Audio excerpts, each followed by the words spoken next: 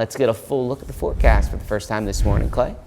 Well, it's going to be another nice day. It's going to be a little bit chilly as you're stepping out the door, but later on we're going to warm up into the 70s, plenty of sunshine. So great weather for May standards. We'll have rain returning tomorrow, and really those showers are going to stick around through early next week. We'll have periods of drier weather, potentially on Sunday and maybe again on Thursday, but there's still overall going to be just unsettled weather here across much of the Tennessee Valley. Not to the extent of what we had last week, but still going to have to plan to dodge a few showers. Here's a look at your temperature stepping out the door on this Tuesday morning. 46 in Athens, 46 in Altamont, 52 here in Chattanooga, and 48 in Lafayette. So a lot of you waking up to the 40s, but if you don't like the cool, well, it is going to warm up pretty nicely as we get into your afternoon. Low to mid 70s pretty much across the entire valley.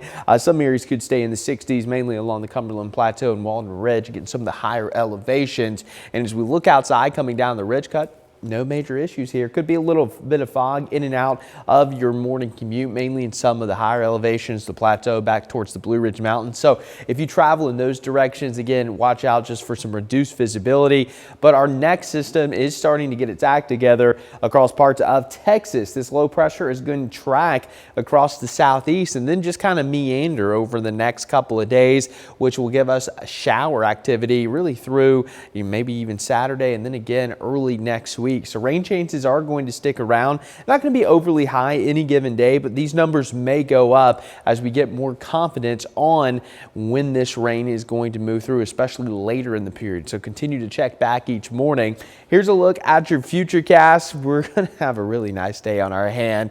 It does look like we are going to have just a little bit of passing clouds, and then overnight there could be a few sprinkles after midnight, and that could linger over into our Wednesday morning commute. So I'd prepare for some slowdowns and wet roads tomorrow morning. I don't think it's going to be widespread rain, and then throughout the afternoon we're going to have some additional showers coming through. Could be heavy at times, but it doesn't look like we're going to have any severe weather tomorrow, and really the overall severe threat over the next 5 days or so not going to be very high. It's going to stay mainly to our south. And then as we take a look at your Thursday, we're going to continue to track out some light showers. That'll kind of just linger in the forecast, and that's going to be the story. Each afternoon and evening we'll have a better chance of seeing some of those showers, and then moving through Friday, once again, some daytime showers as we get into the heat of the day. So we'll continue to track this out, but it does look like we're going to be relatively wet over the next couple of days. So enjoy the sunshine today because it is going to be gorgeous.